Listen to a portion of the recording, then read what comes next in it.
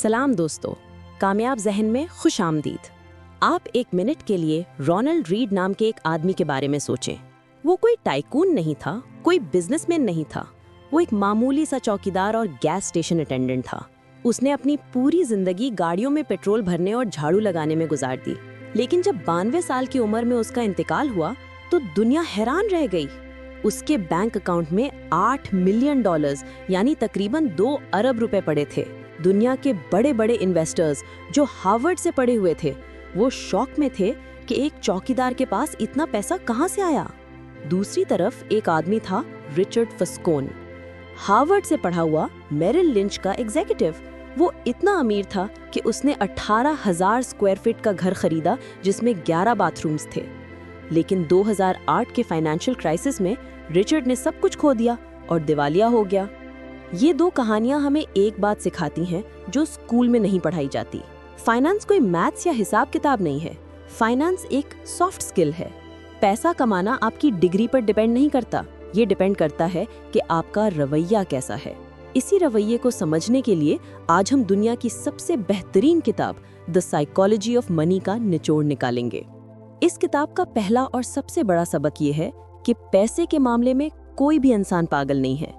हम अक्सर लोगों को देखते हैं कि वो पैसे के साथ अजीब हरकतें करते हैं। कोई बहुत कंजूस है, कोई बहुत फजूल खर्च है, कोई स्टॉक मार्केट में पैसा लगाता है, कोई डरता है। लेकिन मॉर्गन हाउसेल कहते हैं कि हर इंसान अपने हालात और अपने दौर की पैदावार है। इसको एक मिसाल से समझते हैं। सोचिए एक शख्स जो 1970 में पैदा हुआ, जब स्टॉक मार्केट बहुत तेजी से ऊपर जा रही थी। उसने अपनी जवानी में देखा कि पैसा लगाने से पैसा बनता है। दूसरी तरफ एक शख्स जो 1929 की ग्रेट डिप्रेशन के वक्त पैदा हुआ, जब लोगों ने अपनी सारी जमा पूंजी डूबते हुए देखी। अब जो बंदा डिप्रेशन में बड़ा हुआ, उसके लिए स्टॉक मार्केट जुआ है, और जो बूम में बड़ा हुआ, उसके लिए ये मौका है। दोनों में से कोई पागल नहीं है, दोनों ने दुनिया को अलग नजरिए से देखा है। इसलिए दोस्तों, जब आप किसी को पैसे के बारे में कोई फैसला लेते हुए देखें तो उसे जज मत करें। हो सकता है जो चीज आपके लिए रिस्क हो वो उसके लिए सर्वाइवल हो। अमीर बनने के लिए सबसे पहले ये समझना जरूरी है कि हर शख्स का पैसे के साथ रिश्ता उसकी माजी से जुड़ा होता है। अब आते हैं एक ऐसी कहानी पर जो शायद आपने पहले नहीं सुनी होगी, बिल गेट्स की कहानी। हम सब जानते हैं कि बिल गेट्स दुनिया के अमीर तरीन आदमी हैं और माइक्रोसॉफ्ट के फाउंडर हैं। लेकिन क्या आप जानते हैं कि उनकी कामयाबी में उनकी मेहनत के साथ साथ एक बहुत बड़ा हाथ किस्मत का था। 1968 में बिल गेट्स जिस स्कूल में पढ़ते थे, वो दुनिया का वाहिद स्कूल था जहां कंप्यूटर मौजूद था। उस जमाने में कंप्यूटर्स बहुत महंगे और नायाब थे। सोचिए अगर बिल गेट्स उस स्कूल में ना होते तो शायद उन्हें कंप्यूटर चलाने का मौका न मिलता और माइक्रोसॉफ्ट कभी न बनती। दुनिया में उस वक्त 303 मिलियन बच्चे थे जो बिल गेट्स की उम्र के थे, लेकिन सिर्फ 300 बच्चे उस स्कूल में थे जहां कंप्यूटर था। ये थी बिल गेट्स की किस्मत। लेकिन इस कहानी का एक दूसरा पहलू भी है, जो है खतरा। बिल गेट्स का स्कूल में एक दोस्त था जिसका नाम था Kent Evans. Kent Bill Gates से भी ज्यादा ज़हीन था। दोनों ने प्लान बनाया था कि वो बड़े होकर कंपनी बनाएंगे और दुनिया बदल देंगे। लेकिन स्कूल खत्म होने से पहले एक दिन केंट एवंस माउंटेन्स पर क्लाइंबिंग करने गए और वहां गिरकर उनकी मौत हो गई। जहां बिल गेट्स को 1 मिलियन में से 1 वाला लक मिला, वहीं केंट एवंस को 1 मिलियन में से 1 वाला रिस्क मिला। सबक क्या है? मॉर्गन हाउसेल कहते हैं कि जब आप किसी को बहुत अमीर देखें तो ये मत सोचें कि वो सिर्फ मेहनत से वहां पहुंचा है, और जब किसी को फेल होते देखें तो ये मत सोचें कि वो नालायक है। कामयाबी और नाकामी में किस्मत और रिस्क का बहुत बड़ा रोल होता है। हमें किसी एक इंसान को कॉपी करने के बजाय पैटर्न्स को कॉपी करना चाहिए, क्योंकि किस्मत कॉपी नहीं हो सकती, लेकिन आदतें कॉपी हो सकती हैं। तीसरा सबक उन लोगों के लिए है जो पैसा तो कमा लेते हैं लेकिन रुकना नहीं जानते। इस सिलसिले में रजत गुप्ता की कहानी सुनिए।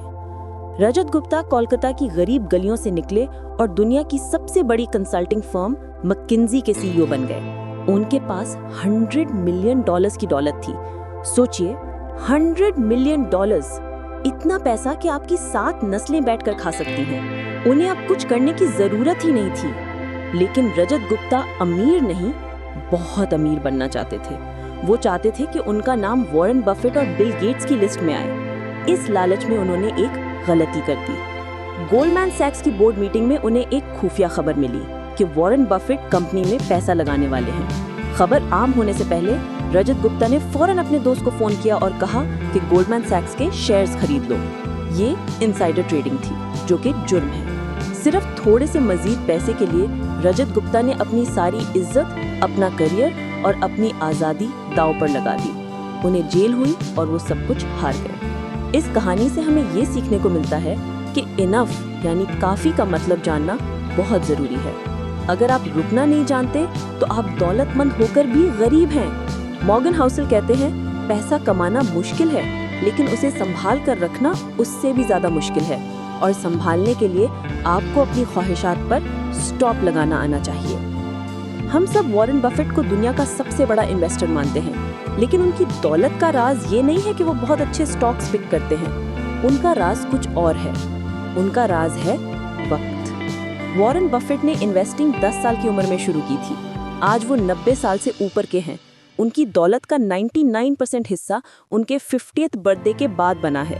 अगर वॉरेन बफेट 10 साल के बजाय 30 साल की उम्र में इन्वेस्टिंग शुरू करते और 60 साल की उम्र में रिटायर हो जाते तो आज कोई उनका नाम भी नहीं जानता।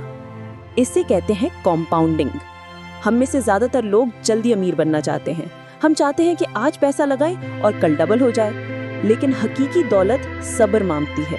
आपका पैसा बर्फ के गोले की तरह होता है। शुरू में छोटा होता है, लेकिन जैसे जैसे वो पहाड़ से नीचे लुढ़कता है वो बड़ा होता जाता है। अगर आप यंग हैं, 20 या 25 साल के हैं, तो आपके पास दुनिया का सबसे कीमती एसेट है और वो है वक्त।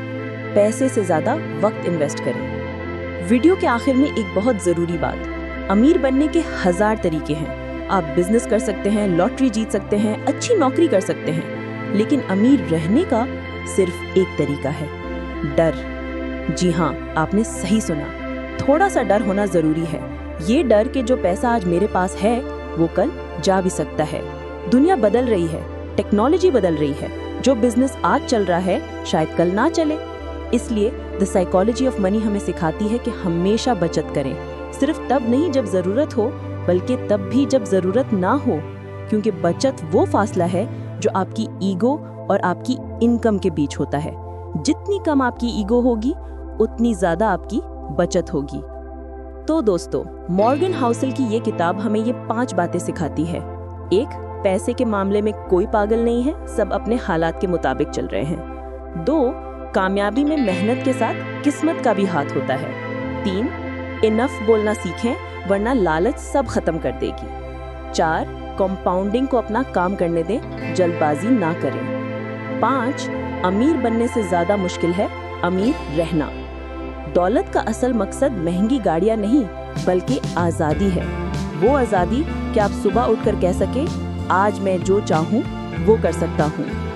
अगर आपको ये डिटेल समरी पसंद आई है और आप चाहते हैं कि हम ऐसी ही डिटेल वीडियोस बनाते रहें, तो वीडियो को लाइक करें और कमेंट में लिखें मनी साइकोलॉजी। इससे मुझे पता चलेगा कि आपको लंबी वीडियोस पसंद है। अपने चैनल कामयाब ज़हन को सब्सक्राइब करना मत भूलिएगा। अपना ख्याल रखें। अल्लाह हाफिज।